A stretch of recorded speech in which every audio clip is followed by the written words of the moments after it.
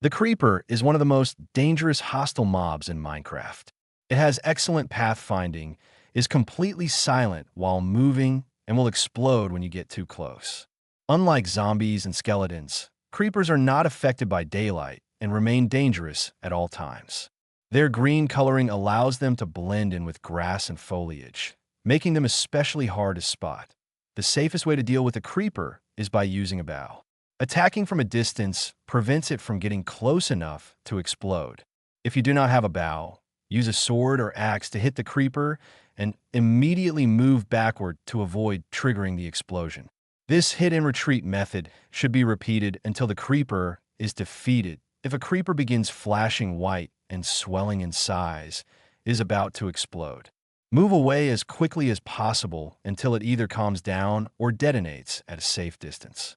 After killing a creeper, collect the experience orbs and any drops, such as gunpowder. There is also a stronger variant known as a charge creeper. When a creeper is struck by lightning, it gains a blue aura and becomes significantly more powerful. Its explosion is roughly twice as strong as that of a normal creeper.